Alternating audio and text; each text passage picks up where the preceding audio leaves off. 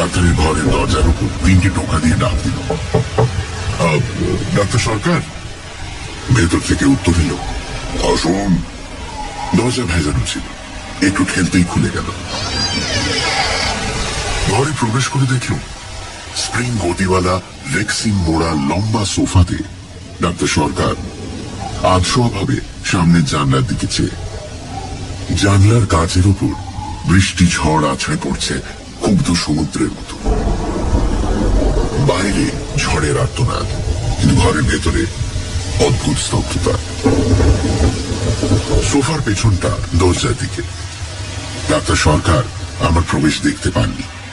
তিনি বলে উঠলেন, আসুন হেয়ার রোজেনবার্গ, আপনার প্রতীক্ষাই করছিলেন। Herr Rosenberg? এই হোটেলে কোনো জার্মানকে তো দেখিনি। চেঁচিয়ে বললুম, আমি কিছু মনে করবেন না, দাঁতের অসহ্য যন্ত্রণা। চমকে তিনি লাফিয়ে উঠে দাঁড়ালেন। চশমার কালো কাজ ঢাকা চোখ দেখা গেল না, কিন্তু কুঞ্চিত কপালের উপর কালো সাদা চুলগুলি চকচক করতে লাগলো। ও আপনি? আরে দেখুন না, দাঁতে ভীষণ ব্যথা। যদি আপনার কাছে কোনো ওষুধ টষুধ থাকে, আমার অ্যাসপিরিন। ব্যথা? ভালো তো। যত ব্যথা পাবেন জীবনকে তত গভীরভাবে অনুভব করবেন। যার যত বেদনা বোধ সে তো তত উচ্চ স্তরের জীব। দেখুন, ডাক্তার যদি দার্শনিক হয়ে ওঠেন, রোগীর অবস্থা বড় সঙ্গীন হয়। ডাক্তার দার্শনিক? কোথায় ব্যথা বলুন? দাঁতে, এই তো মাড়িতে। স্নায়ুগুলো একেবারে ছিঁড়ে যাচ্ছে। থাক, ব্যথার বর্ণনা করতে হবে না, আমি বুঝেছি। বসুন বসুন, ওই সোফায় বসুন। কি লেখার আপনি ভালোবাসেন? কুমেল, বেনেডিক্টাইন? আমার কাছে কয়েক রকম আছে মাত্র। সামনে ছোট টেবিলে নানা বর্ণ ও আকৃতির বোতল ও ছোট বড় লিকার গ্লাস। না না, আমি কিছু খাই না। খান না? খেলে দাঁতের ব্যথা হতো না। খুব যন্ত্রণা হচ্ছে দেখছি। হ্যাঁ, দেখি একটা ওষুধ আছে। ডাক্তার সরকার লিখবার টেবিলের ড্রয়ার থেকে একটা ছোট শিশি বের করলেন। শিশি থেকে দুটো চ্যাপ্টার ট্যাবলেট একটা মাঝারি গ্লাসে রাখলেন। তারপর একটা বড় বোতল থেকে সোনালি তরল পদার্থ গ্লাসে ঢেলে দিলেন। গ্লাসটা নেড়ে আমায় দিয়ে বললেন, বেলুন, হালকা ওয়াইন মিশিয়ে দিলাম। ওটা ওষুধের কাজ ভালোই হবে। আর আমার ঘরে জল নেই, চাবরটা সন্ধ্যে থেকে পলাতে। ভাবুন, ওষুধের অনুদান হচ্ছে দক্ষিণ ফ্রান্সের সূর্যলোক পুষ্ট রক্তিম দ্রাক্ষারস। ব্যথা দূর করার জন্য তখন কেউ হাতে বিষ দিয়ে দিলেও খেয়ে ফেলত। ট্যাবলেট মেশানো ওয়াইন এক চুমুকে খেয়ে ফেলল। ডাক্তার সরকার আমার মুখোমুখি বসলেন, সোফায় হেলান দিয়ে। ছোট গ্লাস থেকে এক চুমুক ওয়াইন খেয়ে বললেন, কেমন মনে হচ্ছে? ব্যথা একটু কম মনে হচ্ছে। বাস, তাহলেই হলো। বেদনা হয়তো আপনার আগেকার মতোই আছে, তবে ওই যে মনে হচ্ছে বেদনা নেই, তাহলেই হলো। আসল হচ্ছে মন নিয়ে যা অনুভব না করি, তাই দিচ্ছে। বসুন, গল্প করা যাক। এই ঝড়ের রাত্রে কি আর এখন ঘুম হবে? বেশ তো, আপনি একটা গল্প বলুন না। আপনার জীবনে তো অনেক অভিজ্ঞতা, কত দেশ, কত রকম মানুষ দেখেছেন। তারপর আপনি ডাক্তার, কত রকমের রোগী। ডাক্তারের রোগী দেখা ক্লিনিক্যাল আই দিয়ে দেখা, সত্যিকারে দেখা নয়। যে দেখায় বেদনা নেই, হৃদয়ের ব্যথা নেই, আতঙ্ক নেই, সে দেখা সত্যি দেখা নয়। কিন্তু দেখায় আনন্দ তো থাকতে পারে। হ্যাঁ, কিন্তু সব গভীর আনন্দের সঙ্গেই তীব্র বেদনা রয়েছে। শুধু মানুষের মনের ব্যথা নয়, দেহের ব্যথা কেউ যত রকম ভাবে, যত নতুন নতুন করে জানতে পারবেন, জীবনকে তত গভীর ভাবে জানবেন, প্রাণের মর্মস্থলে গিয়ে পৌঁছবে। এই দেহ মনের বেদনার অভিজ্ঞতায় আমাদের সত্তা গড়ে ওঠে, আমাদের ব্যক্তিত্ব প্রকাশিত হয়। আপনার জীবনে তো বহু অভিজ্ঞতা আছে মনে হয়। নব নব অনুভূতি লাভের তৃষ্ণা আমাকে সারা জীবন দিশেহারা করেছে। ডাক্তার রূপে আমাকে দেখতে হয়েছে মানুষের দেহ মনের ভাঙনের রূপ। তারপর বেদনার মুক্তি। সেই জন্য প্রকৃতি বা মানব সৃষ্ট পরিপূর্ণ সৌন্দর্য দেখবার জন্য আমি দেশ হতে দেশান্তরে করেছি। দেহের সমস্ত স্নায়ু শিরা উপশিরায় রক্ত স্রোত দিয়ে প্রাণের গতি উল্লাস আনন্দময় অভিব্যক্তি অনুভব করতে চেয়েছি। এমনি ঝড়ের রাত্রে আমি সাঁতরে পদ্মা পার হয়েছি, বন্যায় নগরগ্রাম ভেসে যেতে দেখেছি, কারাকোরাম পর্বতের 17,000 ফিট উঁচুতে তুষার নদী পার হয়ে কাশ্মীর হতে খটান গেছি, মোটর কারে সাহারা মরুভূমি অতিক্রম করেছি, ইউগান্ডার জঙ্গলে সিংহ মেরেছি। কত অপূর্ব বস্তু, কত অপরূপ দৃশ্য চোখের সামনে ভেসে ওঠে।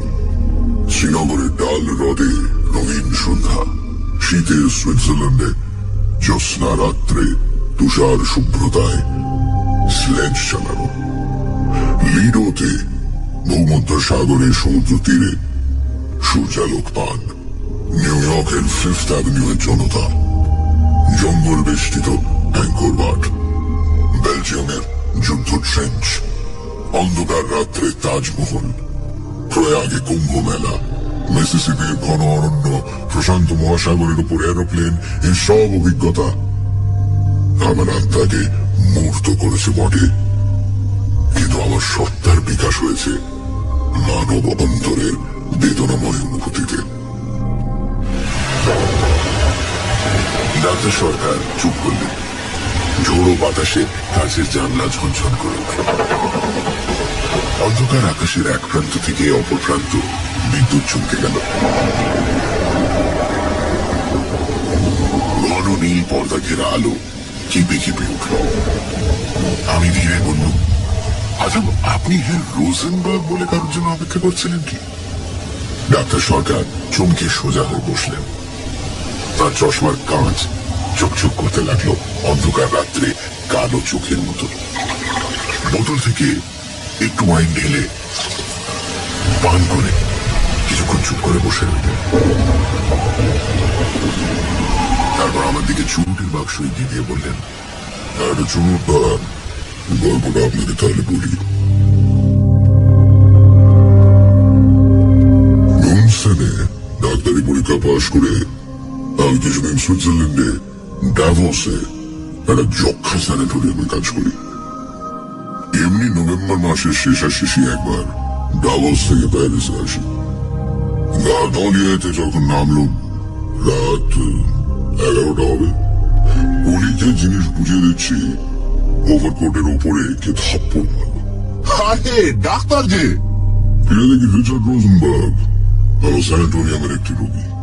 লোকটির বয়স 40-এর কাছাকাছি হবে। দেখতে আমার চেয়েও লম্বা, বহুদিন রোগে ভুগে শীর্ণ শুষ্ক মুখ, চোখে একটা তীব্র ক্ষুধিত দৃষ্টি। তার বাঁ পায়ের গোড়ালির এক হাড়ে যক্ষা। 6 বছর স্যানিটোরিয়ামে বাস করার পর সেরে গেছে। এখন ক্রাচের সাহায্যে বাঁ পা তুলে খটখট করে ঘুরে বেড়ায়। লোকটি জাতি সুইস, তার পূর্বপুরুষ এসেছিলেন নরওয়ে থেকে, জুরিখে, এক ধনী মহাজনের একমাত্র সন্তান। অবাক হয়ে বললাম, আপনি এখানে? পরশু আপনার জ্বর হয়েছিল, আপনার তো স্যানিটোরিয়াম থেকে বার হওয়া বারণ। আরে আমি পলাতক ডাক্তার, আমি পলাতক। প্রাণ হাঁপিয়ে উঠেছিল। বাই দ্য ওয়ে, আপনি কোন হোটেলে যাচ্ছেন? ল্যাটিন কোয়ার্টারে আমার এক জানা সস্তা হোটেল আছে, সেখানে ঘর রাখতে বলেছি। চলুন তবে, আমি আপনার সঙ্গেই যাব। একা বড় হোটেলে গিয়ে থাকতে আপনার ভালো লাগবে না। আফটার অল ছাত্রদের থাকবার হোটেল তো। পথে ট্যাক্সিতে রোজেনবার্গ বললেন তার মাথায় মাঝে মাঝে অসহ্য যন্ত্রণা হয়। তার বিশ্বাস তার মস্তিষ্কে ক্যান্সার রয়েছে। জুরিখে এক ডাক্তার নাকি বলেছেন টিউমার হতেও পারে। প্যারিসে বড় ডাক্তার দেখাবার জন্য তিনি স্যানিটোরিয়াম থেকে অনুমতি নিয়ে এসেছেন। তার বিশ্বাস একটা ক্যান্সার কোথাও হচ্ছে। কথাটা আমি বিশ্বাস করলুম না। আমার হোটেলে আমার ঘরের কাছে রোজেনবার্গের জন্য ঘর ঠিক করলাম। সবার উদ্যোগ করছি, এমন সময় ট্রেনের স্যুট বদলে সাজসজ্জা করে রোজেনবার্গ আমার ঘরে এসে ঢুকলেন। বললেন, চলুন একটু বেরোনো যাক। আমি খুবই ক্লান্ত। আরে 6 বছর পর প্যারিসে এলাম। এর মধ্যে শেষ। Tender is the night. আপনি ঘুরে আসুন, আমি যাওয়া লোক ছেড়ে ফেলেছি। ওকে। দেখুন, সেন নদীর তীরে একবার ঘুরে আসতে না পারলে না আমার রাত্রে ঘুমই হবে না। ঠিক আছে, গুড নাইট। বিছানাতে শুয়ে শুনতে লাগলো হ্যাঁ রোজেনবার্গ সরু সিঁড়ির কাঠের ওপর কাচের খটখট শব্দ করে দ্রুত নেমে যাচ্ছেন প্যারিসের পথে আনন্দ লাভের সন্ধানে। পরদিন সকালে খবর নিয়ে জানলাম রোজেনবার্গ অকাতরে ঘুমোচ্ছেন। রাত 3টের সময় মাতাল অবস্থায় হোটেলে ফিরেছেন। এরপর 7 দিন রোজেনবার্গের সঙ্গে দেখা হয়নি। সানডে সাসপেন্স শুধুমাত্র রেডিও মির্চি 98.3 এফএম। গল্পের পরবর্তী অংশ ব্রেকের পর।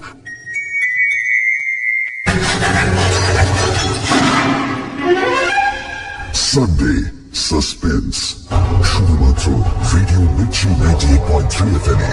It's hot. শুনছেন সানডে সাসপেন্স।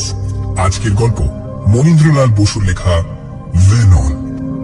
দাঁতের ব্যথায় কাতর হয়ে লেখক যান তার হোটেলের পাশের ঘরে ডক্টর সরকারের কাছে। ঘরে ঢুকতেই লেখককে হঠাৎ রোজেনবার্গ বলে ডেকে ওঠেন ডাক্তার। যাই হোক, ওষুধ দেবার পালা মেটে লেখকের অনুরোধেই একটা গল্প বলা শুরু করেন ডাক্তার, রোজেনবার্গের গল্প। তারপর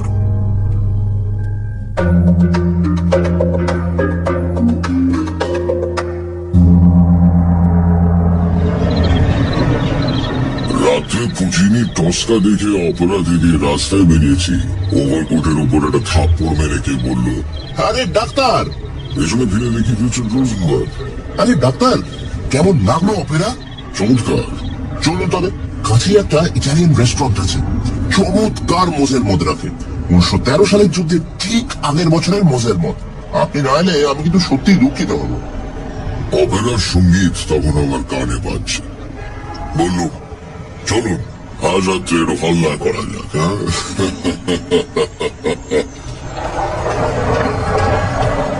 রেস্তোরাঁতে কিছু খেয়ে আমরা অপেরার কাছে একটা ক্যাফেতে এসে বসুন। পথের ফুটপাথের অর্ধেক জুড়ে টেবিল চেয়ারের সারি, বাস দিয়ে নানা সজ্জার নরনারীর স্রোত অবিরাম বয়ে চলেছে।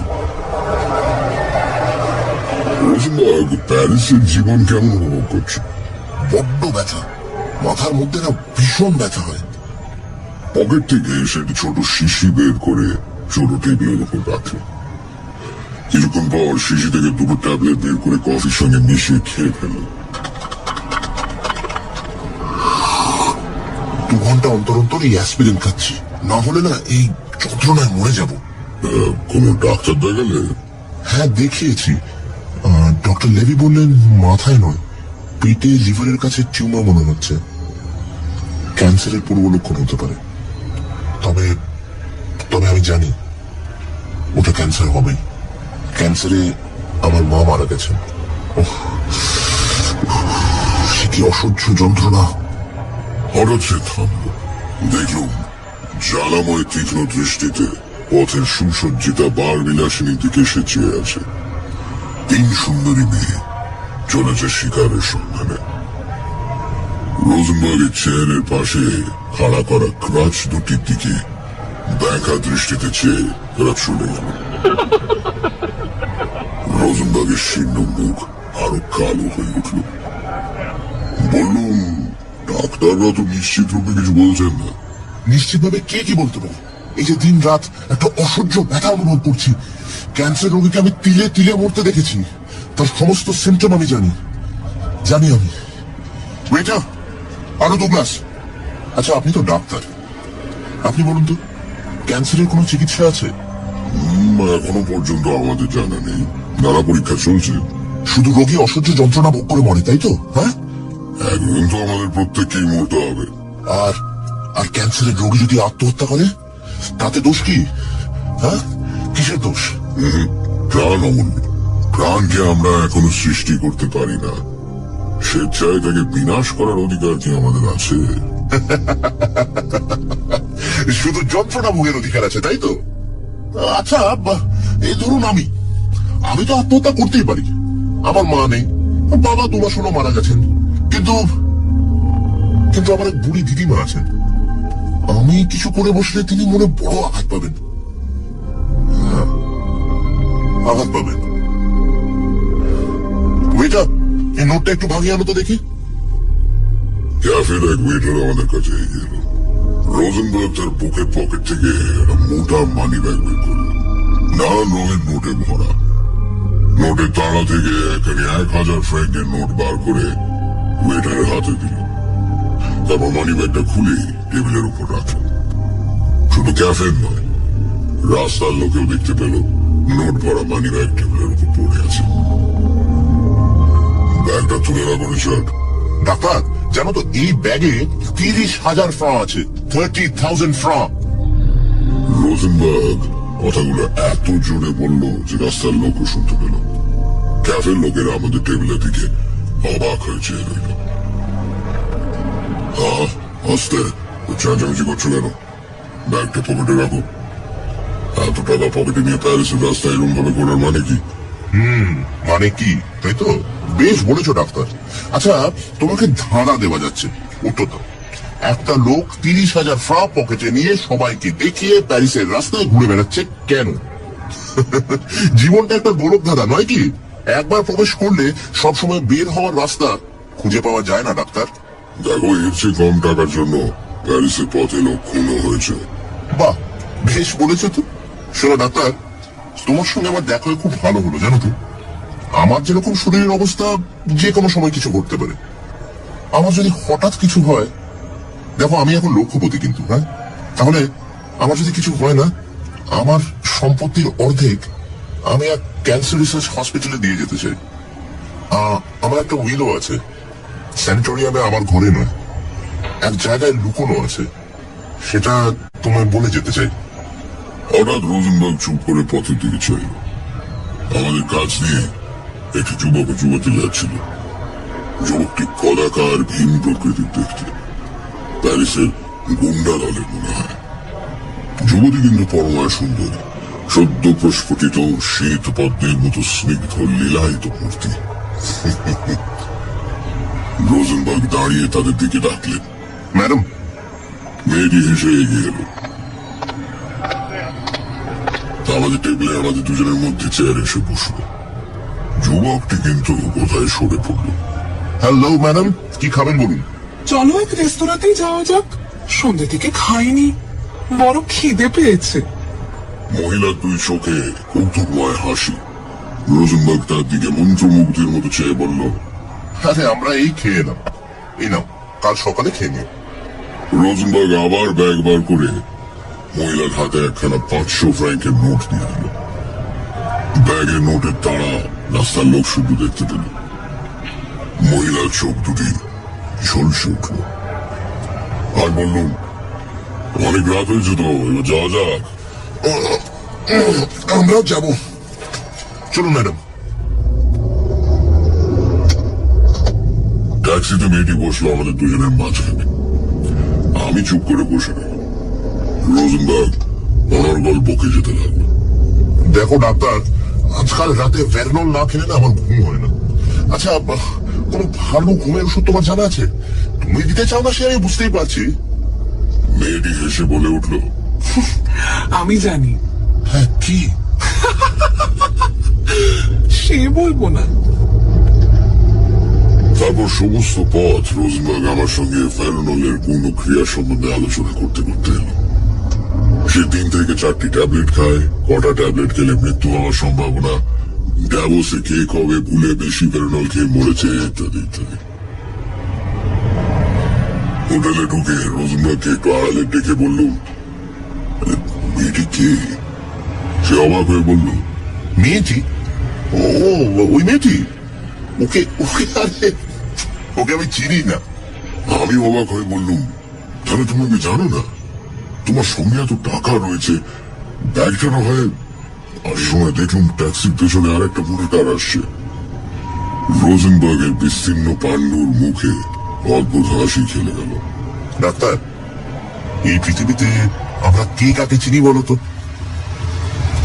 মেয়েটিকে নিয়ে রোজেনবার্গ তার ঘরে গেল। আমি আমার ঘরে গিয়ে ক্লান্ত হয়ে বসে পড়লাম। বাইরে টিপ টিপ করে বৃষ্টি পড়ছে, বাতাস বইছে খ্যাপা কুকুরের অবিশ্রান্ত আর্তনাদের মতো। সমস্ত হোটেল মেঝো নেতৃত্ব। এই রাত্রে ঘুমাবার আশা নেই। ফায়ারপ্লেসের উপর অষ্টাদশ শতাব্দীর পুরনো ঘড়িটা শূন্যভাবে চেয়ে রইল। মোফাসার একটি গল্পের বই নিয়ে পড়তে শুরু করলাম। তখন ঘুমিয়ে পড়েছিলাম জানি না। জানলার শ্বাসে ঝনঝন শব্দে ঘুম ভেঙে গেল। ঝড় উঠেছে, তার সঙ্গে মেঘে তুষারপাত। বাইরে উন্মত্ত প্রকৃতি,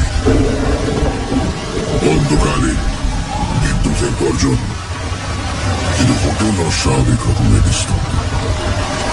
চমকে উঠলাম। রোজেনবার্গের ঘরে কি হয়েছে কি জানে। মেয়েটি নিশ্চয়ই কাজ শেষ করে চলে গেছে। পাশে স্নানের ঘরে জলের কল ভালো করে বন্ধ হয়নি। জলের ফোঁটা টপ টপ করে পড়ছে। হঠাৎ মনে হলো কে যেন আমায় ডাকছে। ডাক্তার, আরে ডাক্তার, শুনতে পাচ্ছ ডাক্তার? কাঠের দরজার ভেতর দিয়ে অন্ধকার করিডোর পার হয়ে সে আহ্বান আসছে। ধীরে উঠে ঘরের দরজা খুললুম। অন্ধকার করিডোর, রোজেনবার্গের ঘরের দরজা ফাঁক করা। সেই ফাঁক দিয়ে আলোর রেখা অস্পষ্ট এসে পড়েছে। আলোর রেখা দেখে মনে সাহস হলো। তাড়াতাড়ি করিডোর পার হয়ে রোজেনবার্গের ঘরে ঢুকলাম। স্তব্ধ ঘর। রোজেনবার্গ বিছানাতে চাদরের উপর স্থির হয়ে শুয়ে আছে। স্যুট ছেড়ে রাতের পোশাকও পরেনি। অতি স্থির হয়ে শুয়ে, চোখে অচঞ্চল দৃষ্টি। পাশে ছোট টেবিলে ভেরনলের শূন্য শিশি, দুটো খালি বোতল ও খালি গ্লাস। মেয়েটি কোথাও নেই। ডাকলুম, রোজেনবার্গ, রোজেনবার্গ, রিচার্ড। কোনো সাড়া নেই। কোথায় একটা খটখট শব্দ হলো। কপালে হাত দিয়ে দেখলুম বরফের মতো ঠান্ডা। হাত ধরে নাড়ি দেখলুম কোনো স্পন্দন নেই। জামা খুলে বুকের উপর কান পেতে শুনতে চেষ্টা করলুম বুকের ধুকপুকানি এখনো একটু আছে কিনা, কিন্তু না। চিরদিনের মতো হৃৎপিণ্ডের স্পন্দন বন্ধ হয়ে গেছে। বাইরে ঝোড়ো বাতাস তখনও গর্জন করছে। বুঝলাম আমার আর কিছু করবার নেই। ধীরে চোখগুলো বন্ধ করে গায়ের উপর একটা চাদর দিয়ে বেরিয়ে গেল। নিজের ঘরে ক্লান্ত হয়ে সোফায় বসতে শীতের রাতে গায়ে ঘাম দিল। আবার মনে হলো কি যেন আমায় ডাকছে। ডাক্তার, ডাক্তার, আরে ডাক্তার, শুনতে পাচ্ছ ডাক্তার? অন্ধকার করিডোর পার হয়ে কাঠের দরজার ভেতর দিয়ে সে ডাক আমার ঘরে ধোঁয়ার মতো ভরে উঠল। একটা সিগারেট ধরালাম, একটা জানলা খুলে দিলাম। যদি বাইরে ঝোড়ো বাতাসের গর্জনে ঘরের এই ডাক ডুবে যায়। আহ্বান অতি মৃদু ছিল, তীব্র উচ্চ হয়ে উঠল। ডাক্তার, আরে ডাক্তার, শুনতে পাচ্ছ ডাক্তার? শুধু আমার নাম ডাকা নয়, সিঁড়ির কাঠের ধাপের উপর ক্রাচের খটখট শব্দে সুপ্ত হোটেলের স্তব্ধতা কেঁপে উঠছে। ডাক্তার, আরে ডাক্তার, শুনতে পাচ্ছ ডাক্তার? ক্রাচের শব্দ সিঁড়ি দিয়ে উঠে ঘরের সারি পার হয়ে অন্ধকার করিডোর অতিক্রম করে আমার ঘরের সামনে এসে থামল। ঘরের দরজার উপর 3টে টোকা পড়ল। আরে ডাক্তার! তখন আতঙ্কে মূর্ছা যাওয়া উচিত ছিল, কিন্তু আমি আতঙ্ক রস অনুভব করার চেষ্টা করছিলাম। রিচার্ড রোজেনবার্গের ভেতর তাকে দেখতে আমি প্রস্তুত। বললুম, আসুন। ধীরে দরজা খুলে গেল। অন্ধকার পটভূমিতে ছবির মতো রিচার্ড রোজেনবার্গের মূর্তি ফুটে উঠল। মোটা কালো ওভারকোট পরা, মাথায় ধূসর টুপি, দুই ভবনে ক্রাচ, মুখের ওপর ঘরের আলো পড়ে কাঁচের মতো চকচক করছে। চোখে ক্ষুদ্রিত তীব্র দৃষ্টি নেই, বড় শান্ত জীবন ভাব, যেন বেতার যন্ত্র থেকে কথাগুলি কানে এলো। ডাক্তার, আমি বাইরে যাচ্ছি। উইলের কথাটা বলতে এলাম। উইলটা আছে আমাদের স্যানিটোরিয়ামে ফ্রাউ মায়ারের ঘরের টেবিলের তৃতীয় দেয়ালে। আচ্ছা, গুড নাইট। আমাকে অনেক দূর যেতে হবে।